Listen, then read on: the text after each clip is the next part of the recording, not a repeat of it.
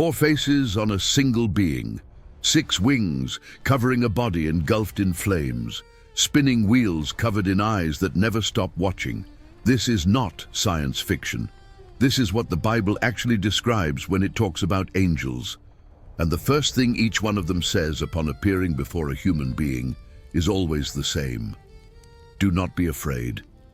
The phrase repeats so many times across Scripture that it has become almost a signature. It appears in Genesis, it appears in Daniel, it appears in Luke, it appears in Revelation. Different centuries, different authors, completely different contexts, but the human reaction is identical. Panic, collapse, absolute terror, and then the same command from the being that just appeared: do not be afraid. If angels looked like those serene figures in European stained glass windows, golden-haired youths floating among clouds with delicate little wings on their backs, no one would need to hear that phrase. No one faints from fear in front of a beautiful being. The command only makes sense if what those people saw was genuinely terrifying. And it was. The problem is that for centuries Western art hijacked the image of angels and replaced biblical terror with palatable aesthetics. The blame starts early, already in the 3rd and 4th centuries of the Christian era. When Christianity became the official religion of the Roman Empire, artists began adapting angelic figures to Greco-Roman taste. The goddess Nike, the Greek winged Victory, served as the visual model. Bird wings on the back, an idealized human body, a serene face. It was familiar, it was beautiful, it was marketable. The Italian Renaissance accelerated the process. Raphael painted cherubs as chubby babies with tiny wings at the base of the Sistine Madonna around 1512. Botticelli, Michelangelo, Caravaggio all followed variations of the same pattern. The Baroque transformed Seraphim into ethereal teenagers holding musical instruments. Stained glass windows in Gothic cathedrals repeated these images for generations, and popular culture absorbed it all without questioning. Today, when someone thinks of an angel, they think of something gentle, soft, comforting, a presence that soothes. But when you open the Bible and read what Isaiah actually saw, what Ezekiel struggled to describe, what Daniel physically experienced in his own body, what John recorded in Revelation, the popular image collapses entirely. Biblical angels were not designed to comfort. They were designed to serve before a glory so intense that their very form is a functional response to that intensity. And it all begins with the prophet who saw the throne. Isaiah chapter 6. The year is approximately 740 before Christ. King Uzziah has just died after 26 years of relatively prosperous reign. Israel is in a crisis of political transition, and Isaiah, who was already an active prophet, has a vision that completely redefines everything he knew about spiritual reality. He sees the Lord seated on a throne, high and exalted. The train of his robe fills the entire temple, and around the throne, beings. The Hebrew text calls them Seraphim. It is the only time in the entire Bible that this word appears to designate celestial beings in this function. The word comes from the Hebrew root saraph, which literally means the burning ones or the ardent ones. It is not a poetic name, it is a functional description. These beings are on fire. The luminosity they emit is so intense that their very name is defined by the fire they carry. Isaiah describes the anatomy with the precision of an eyewitness. Each seraph has 6 wings. 2 cover the face, 2 cover the feet, 2 are used for flight. Put into perspective what this means. Beings that exist in the direct presence of God, that have inhabited the space around the throne since before the creation of the world, that live closer to the divine glory than any other creature in the universe, and yet they need to cover their own faces. The light is unbearable even for them, and the covered feet indicate absolute reverence. Even celestial beings of incalculable power consider themselves unworthy of being fully exposed before that presence. The remaining 2 wings serve for flight, but not flight like a bird. Flight is dimensional displacement because these beings are not subject to the physics we know, and then they speak, or rather, they cry out. The Hebrew text uses the word kara, which indicates a shout, a cry, not a delicate whisper. One seraph calls to another in continuous alternation. Holy, holy, holy is the Lord of hosts. The whole earth is full of his glory. The threefold holy is not casual repetition. In ancient Hebrew, repeating a word 3 times is the absolute superlative. There is no more intense way to say something in the language. When the Bible says good, it means good. When it says good, good, it means very good. When it says something 3 times, it is at the maximum level that human language allows to express. And the physical effect of that cry is devastating. Isaiah 6, verse 4, records that the foundations of the doorposts shook at the voice of those who cried out, and the house filled with smoke. The sound vibration produced by these beings is so powerful that it shakes physical stone structures. It is not harmonious choral singing, it is raw sonic, force that makes foundations tremble. Isaiah reacts in the only way possible for a human being. He cries out, "Woe is me, I am undone, for I am a man of unclean lips, and I dwell in the midst of a people of unclean lips, and my eyes have seen the King, the Lord of hosts." This is not false religious modesty, it is simultaneous physiological and spiritual reaction. The man perceived in an instant the absolute distance between his nature and what he was beholding. And the most disturbing part is that Isaiah was a prophet. He already had experience with the divine. He already spoke in the name of God regularly. He had already confronted kings. And yet, before the seraphim and the throne, he collapsed immediately. One of the seraphim flew to him with a live coal taken from the altar, touched his lips, and said that his iniquity had been taken away. Direct supernatural intervention was required for the prophet to continue existing in that environment. But the seraphim were only the first type. The second is even stranger, more complex, more difficult to visualize, and the description came from an exiled priest who saw something so radically different from any human experience that he had to force the Hebrew language beyond its limits to record what he witnessed. Ezekiel chapter 1. The year is 593 before Christ. The prophet is exiled in Babylon on the banks of the Kebar River, alongside thousands of Jews deported by Nebuchadnezzar.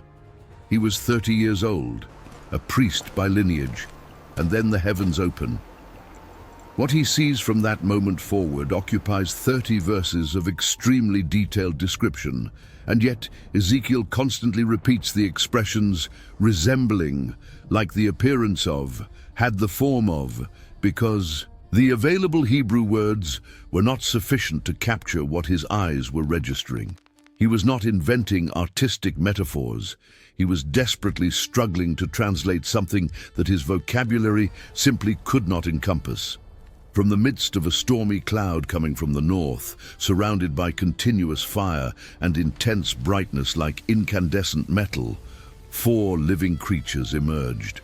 Ezekiel calls them chayot, living creatures.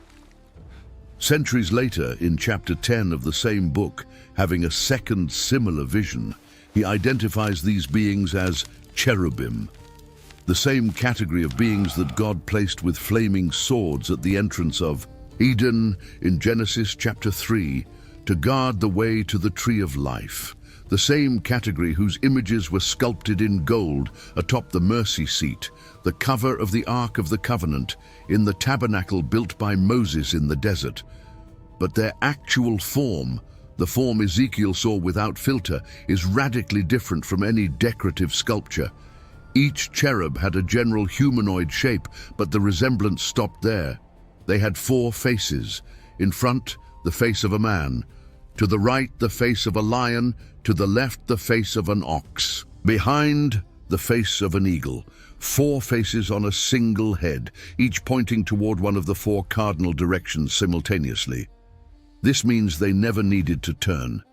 They saw everything around them all the time, in 360 degrees, with no blind spot. The vigilance was total, permanent, and inescapable. Each face carried its own symbolism, the lion representing power and royalty, the ox representing service and strength, the eagle representing speed and elevated vision, the man representing intelligence and relationality. 4 aspects of creation concentrated in a single entity, and each cherub had 4 wings. 2 stretched upward, touching the wingtips of the cherub beside it, forming a continuous covering like a living canopy. 2 covering the body below. Beneath those lower wings, a disturbing detail: human hands. The hands of a man on a creature with 4 animal faces and feet that were not normal feet. Ezekiel describes the feet as the feet of a calf, straight, gleaming like burnished bronze in a blazing furnace. Beings combining human, bovine, leonine, and aquiline characteristics in a single functional body. And the brightness they emitted was like burning coals of fire, like torches moving among them. Fire came from the beings, and from the fire came lightning. Ezekiel chapter 1 verse 13. Where would Ezekiel have gotten something like this if he had not seen it with his own eyes? No mythology in the ancient world produced anything remotely similar. Winged figures exist in Assyrian and Babylonian reliefs. That is true. The Lamassu had the body of a bull with a human head and eagle wings. Egyptian sphinxes combined a lion's body with a human head. Greek griffins mixed lion and eagle, but no Mesopotamian, Egyptian, Greek, or Canaanite myth describes something with 4 simultaneous faces functioning in 4 directions, 4 wings with human hands underneath, calf feet gleaming like molten metal, and fire erupting from between the bodies. The difference is not one of degree, it is one of category. Ezekiel was not recycling local mythology. He was describing something that had no precedent in any available cultural repertoire. But the most disturbing aspect of Ezekiel's vision was not even the cherubim. It was the wheels. Beside each cherub, there was a wheel touching the ground. Ezekiel chapter 1 verse 15. These wheels were not simple structures. They had a wheel within a wheel, crossed perpendicularly, like 2 hoops interlocked at a 90-degree angle. This geometry allowed movement in any direction without the wheel needing to rotate on its axis to change course. The prophet describes that they moved in any of the 4 directions without turning as they went, instantaneous omnidirectional movement. And the part that turned the vision into something viscerally disturbing, the entire circumference of the wheels, every rim, every centimeter of surface was covered with eyes. Eyes everywhere, eyes that did not blink, did not sleep, did not get distracted. Later Jewish tradition called these wheels ophanim, constituting one of the most enigmatic angelic types in all of Scripture. They had no humanoid face, no wings in the traditional sense. They were living, conscious, intelligent, spinning structures covered in sensory organs, moving in perfect synchrony with the cherubim above them. And when the cherubim moved, the wheels moved with them. When they stopped, the wheels stopped. When they rose from the ground, the wheels rose too. The spirit of the living creatures was in the wheels, says Ezekiel chapter 1 verse 21. They were not machines. They were not inanimate vehicles. They were coupled living entities functioning as an integrated locomotion system for the throne of God. The throne was not static. It did not remain fixed at one point in heaven. It traveled. And the transport system was composed of living beings with eyes covering every surface, ensuring that nothing in the universe, in any direction, in any dimension, remained outside the field of vision as the throne moved. And above all of that, above the cherubim and the wheels, Ezekiel saw something that nearly destroyed his descriptive capacity. A crystalline expanse, like an awesome, gleaming firmament of ice, stretched over the heads of the living creatures. Upon that expanse, something resembling a throne with the appearance of sapphire stone, and upon the throne a figure with the likeness of a man, wrapped in fire from the waist up and fire from the waist down, surrounded by a radiance like a rainbow on a rainy day. Ezekiel chapter 1 verse 28 identifies without ambiguity, "This was the appearance of the likeness of the glory of the Lord." And the prophet's reaction was instantaneous. He fell face down on the ground. No resistance, no transition, total collapse. But the Bible does not stop at Ezekiel. The book of Daniel, written during the same Babylonian exile period, records another encounter that adds a completely different layer to the discussion: the measurable, almost clinical, physical impact that angelic presence causes on the human body. Daniel chapter 10. The prophet is on the banks of the Tigris River when he raises his eyes and sees a man dressed in linen.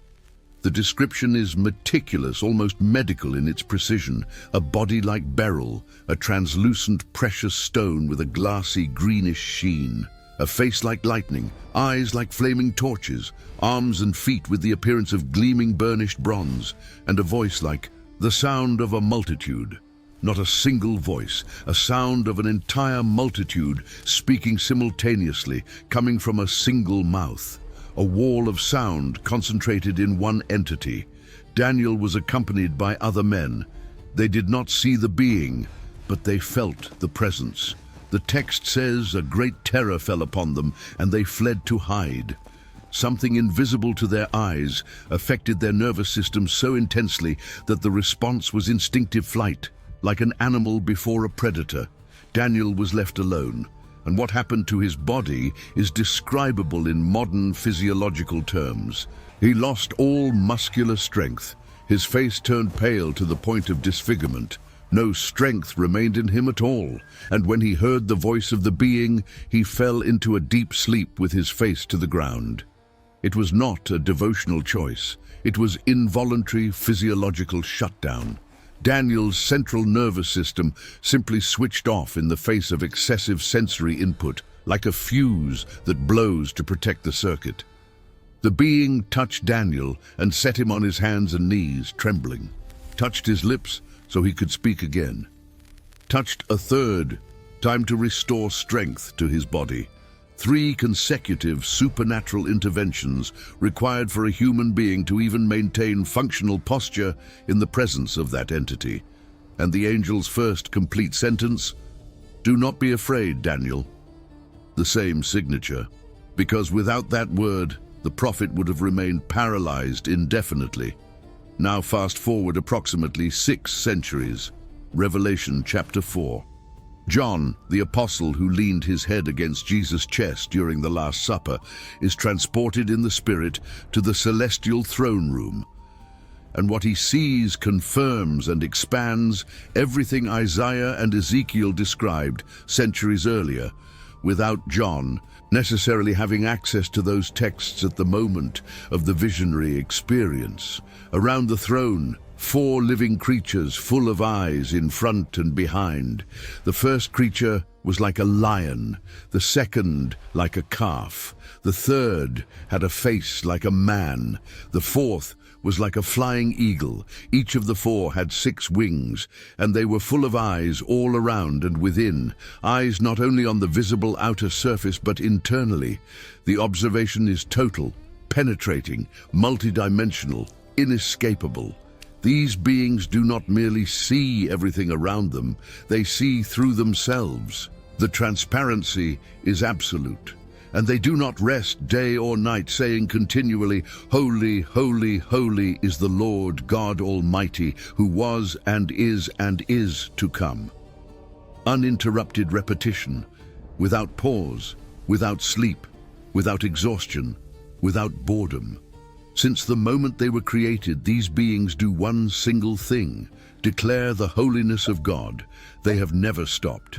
And the fact that they never grow tired of saying the same phrase suggests something extraordinary about what they are beholding. The reality they see is so infinitely deep, so continuously revelatory, that the response never becomes mechanical or repetitive. Each instant before that glory uncovers something new, something that demands one more declaration, one more holy. As if the holiness of God were a bottomless ocean, and these beings spent eternity diving without ever finding the floor. And here a detail emerges that connects Isaiah, Ezekiel, and John in a way impossible to ignore.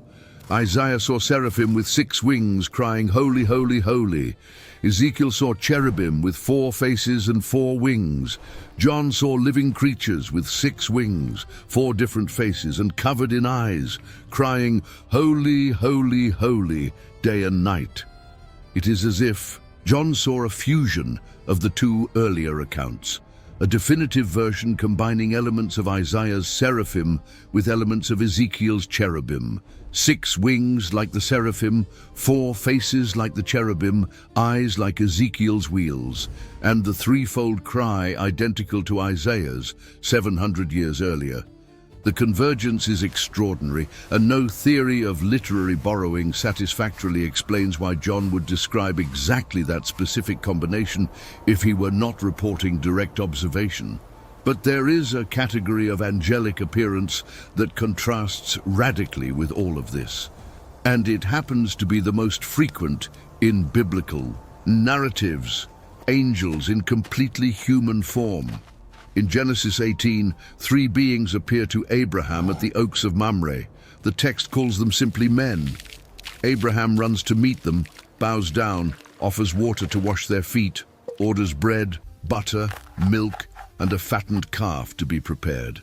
They eat. They converse normally. They appear completely human in every respect. No glow, no wings, no wheels covered in eyes, no seismic trembling. 2 of them continue to Sodom and are received by Lot, who also treats them as ordinary travelers, until the city mob tries to break into the house and the angels strike every aggressor with instant blindness. The human form was a deliberate functional disguise. It allowed extended interaction without causing physiological collapse in the receiver. In Judges chapter 13, the angel of the Lord appears to Manoah's wife and later to Manoah himself, the parents of Samson. She describes the visitor as a man of God, whose appearance was like the appearance of an angel of God, very awesome. The Hebrew term used for awesome is Nora, which carries the weight of reverence mixed with dread. Manoah offers food to the visitor. The angel refuses and asks that he offer a burnt offering to the Lord. When the flame of the altar rises, the angel ascends within the flame and vanishes before the couple's eyes. Only at that moment does Manoah realize who he had been casually conversing with. And his reaction: "We shall surely die, for we have seen God." The terror was retroactive. Discovering the true nature of what had been sitting in front of him nearly killed him with fear after the fact. In Hebrews chapter 13, verse 2, the New Testament author writes an instruction that only makes full sense in light of all these accounts. Do not forget to show hospitality to strangers, for by so doing some have unwittingly entertained angels. The implication is direct and unsettling. Angels can appear absolutely human. They can eat, converse, walk among crowds without being identified by anyone. The terrifying form with 4 faces, 6 wings, and wheels covered in eyes is not the only form they possess. It is the celestial form, the form they operate in when serving before the throne, or when the veil between the visible and invisible tears open and a human glimpses the spiritual reality without a protective filter. This opens the discussion that scholars and theologians have debated for centuries, and that defies any simple answer. Do angels have a fixed and permanent form, or do they adapt their manifestation according to function and context? The biblical evidence consistently points toward functional adaptation. When serving before God, they manifest the complete form, with all the complexity that Ezekiel and Isaiah documented. When sent to interact with human beings on specific missions, they assume a functional human form that allows communication without destroying the receiver. Both forms are real, but the celestial form is so intense, so charged, with energy and presence, that the human body was simply not designed to withstand direct contact without supernatural intervention to sustain the observer. Gabriel is the clearest example of this calibration. He appears to Daniel in a form that causes instant fainting and requires 3 supernatural touches to restore the prophet. The same Gabriel appears to Mary, the mother of Jesus, and her reaction is perplexity, not collapse. Luke chapter 1 verse 29 says she was greatly troubled at the greeting and was pondering what kind of greeting this might be. She did not fall. She did not faint. She did not lose strength. She did not turn pale. Gabriel calibrated the manifestation. He appeared in a bearable form for a young woman who needed to understand a message and respond to it. The communication needed to work, not merely be survived. And at the empty tomb, on the morning of the resurrection, the 4 Gospels record angelic presences in modified human form, with details that betrayed the supernatural nature behind the disguise. Matthew describes an angel with an appearance like lightning and garments white as snow, sitting on the stone that had been rolled away. The Roman guards, professional soldiers trained for hand-to-hand combat, men who faced swords and spears without flinching, trembled with fear and became like dead men. Mark describes a young man dressed in a long white robe, sitting inside the tomb on the right side. Luke mentions 2 men in dazzling garments who appeared suddenly. John describes 2 angels in white, sitting one at the head and the other at the feet of where the body of Jesus had lain. Each evangelist captured different angles of the same event, but all document the same core: beings in partially human form, emitting abnormal luminosity, provoking fear absolutely disproportionate to the visible appearance, as if the human body detected something that the eyes could not fully process. A presence that went beyond the visual spectrum and struck the nervous system directly. And there is still an implicit hierarchical structure in Scripture that rarely receives detailed attention outside academic circles of systematic theology. Seraphim appear exclusively around the throne, dedicated to continuous and uninterrupted worship, never sent on earthly missions in the canonical texts. Cherubim appear consistently as guardians of sacred boundaries, protecting forbidden access, carrying the divine throne in transit, blocking the entrance to Eden. With flaming swords that turned in every direction, the Ophanim, the living wheels covered in eyes, function as a locomotion system integrated into the throne, inseparable from the cherubim, moving exclusively in synchrony with them. And then there is a figure even more enigmatic that runs through the Old Testament, generating theological debate for millennia. The Malach Yahweh, the angel of the Lord, with the definite article. Not just any angel, the angel. This figure appears to Hagar in the desert and she says she has seen God, appears to Moses at the burning bush and identifies himself as the God of Abraham, Isaac and Jacob, appears to Joshua before the Battle of Jericho with a drawn sword and introduces himself as the commander of the army of the Lord. In each appearance, this being accepts worship, something regular angels categorically refuse. In Revelation chapter 22, when John tries to prostrate himself before the angel who showed him the visions, the angel immediately stops him saying, "Do not do that, worship God." But the angel of the Lord in the Old Testament never refuses worship.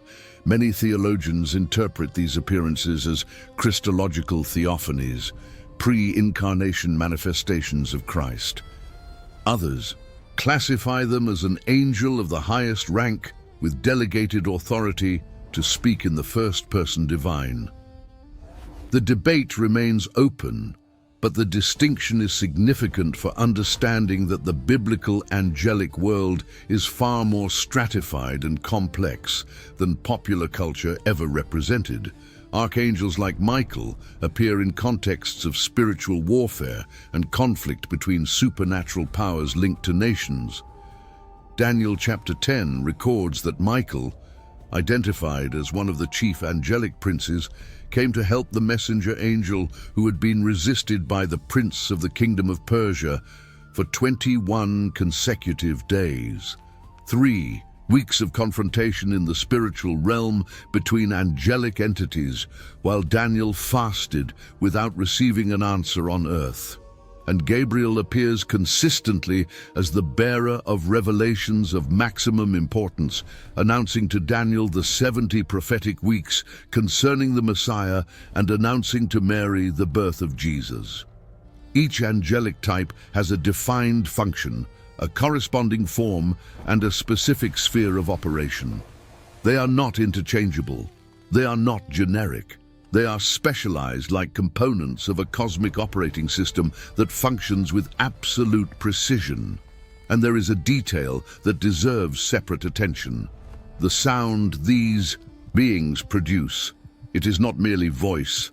Isaiah records that the cry of the seraphim made the foundations of the temple tremble. Ezekiel describes the sound of the cherubim's wings in motion as like the roar of rushing waters, like the voice of the Almighty, like the tumult of a military camp. Daniel hears the angel's voice as the sound of a multitude. In every account, the sonic dimension of angelic presence is as overwhelming as the visual. These beings do not merely look different from any known creature. They sound different. The frequency, the intensity, the volume, everything is on a scale the human ear was not calibrated to process without damage. When the Bible describes people falling as though dead or losing all their strength, part of that reaction may be tied to the sonic impact as much as the visual. The human body reacts to extreme frequencies involuntarily: nausea, disorientation, loss of balance, fainting. Exactly what the texts document.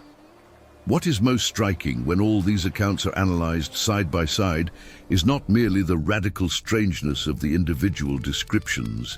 It is the consistency between them across centuries. Isaiah lived in the 8th century, before Christ, in Jerusalem. Ezekiel wrote in the 6th century, exiled in Babylon. Daniel was in the same period, but in a completely different political context, serving in the court of pagan kings. John wrote at the end of the 1st century after Christ, exiled on the island of Patmos under Roman persecution.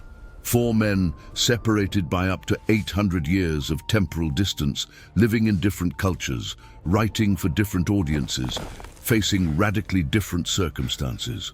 None had access to the other's manuscript at the moment of the original visionary experience, and yet the patterns repeat with a precision that defies casual explanation. The unbearable light appears in all accounts. The deafening sound appears in all. The involuntary physical collapse of the observer appears in all. The need for supernatural intervention so the human can even function in the entity's presence appears in all. Creatures that defy any known anatomy, with multiple faces, eyes in anatomically impossible positions, wings serving functions far beyond mechanical flight, appear in all. And the phrase, "do not be afraid," runs through Old and New Testaments as an unbreakable thread, always in the mouth of the angelic being, always directed at a human in a state of shock. What would explain 4 men separated by up to 800 years without access to each other's manuscripts, describing virtually identical physiological reactions to virtually identical sensory stimuli? Literary coincidence does not explain this cross-century consistency. If these were cultural inventions, each author would have adapted the descriptions to the dominant mythologies of his own time and place. Isaiah would have described something reminiscent of the Canaanite gods he knew. Ezekiel, immersed in Babylon, would have produced something resembling the lamassu or the winged demons of the Assyrian reliefs he saw daily. John, living under Roman rule, would have echoed figures from the Greco-Roman mythology that permeated his world, but none of them did that.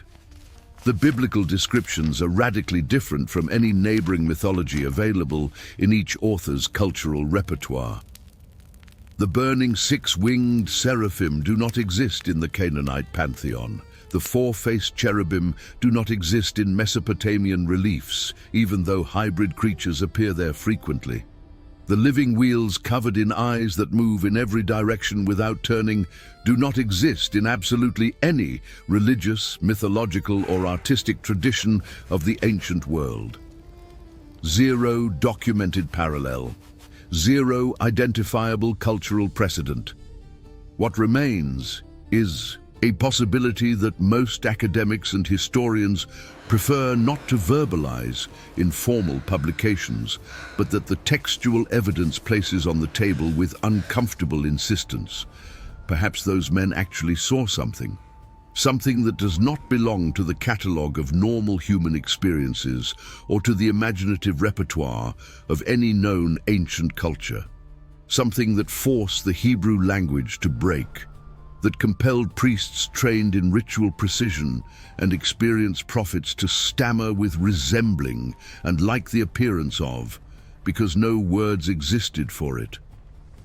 Something that provoked documented physiological reactions with clinical consistency: fainting, muscular paralysis, extreme pallor, uncontrollable trembling, total loss of strength. In independent witnesses, separated by centuries, all reacting in virtually identical fashion to stimuli they describe in virtually identical terms.